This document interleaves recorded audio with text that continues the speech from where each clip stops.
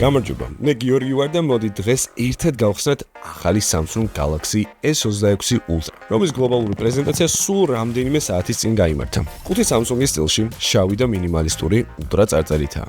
და რა თქმა უნდა Samsung-ის ოფიციალური ჰოლოგრამით, რომელიც იმის დასტურია, რომ ეს პროდუქტი ოფიციალურად განკუთვნილია საქართველოს რეგიონისთვის. დიდხანს არ გავჩერდები ხუთზე და აი ეს მომენტი, როცა ხსნი და იცი რომ შიგნით რაღაც გასაოცარი შთამბეჭდავი და ულტრა გელოდება. პირველი რასაც ხედავთ არის მასიური ეკრანი. 6.9 ინჩიანი ეკრანი აშკარად დიდია, მაგრამ თხელი კორპუსი აქვს.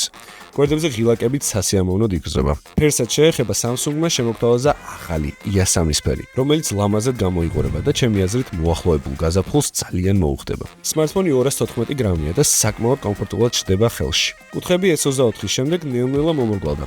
S25-ს ჰქონდა შედარებით უფრო მომრგვალებული, ახლა Galaxy S26 Ultra-ში კიდევ უფრო მრგვალია და სოლიდურად გამოიყურება. უკანა პანელი გლუვი, კარგი გრიფი. თან ყველა შეხება არ დაემჩნევა.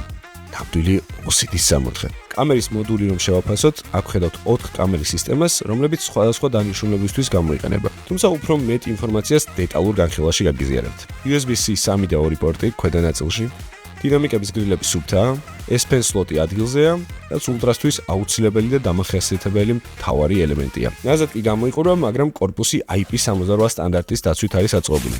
ამიტომ არც ისეთი ფაქიზია, როგორც ჩანს. და ყუთში მოყვება USB-C კაბელი და SIM ეჯექტორი. თუ გაინტერესებთ სრული review, კამერა, ელემენტი, გეიმინგი, ყველაფერი დეტალურად, მომდევნო ვიდეოში გავტესტოთ. მაგრამ ერთი რამ უკვე შემიძლია ვთქვა, ეს არის Ultra. და Ultra-სგან რასაც ელი, იმაზე ოდნავ უფრო მეტს იღებ. ახლა კი დაგემშვიდობებით, რადგან განახლების დროა.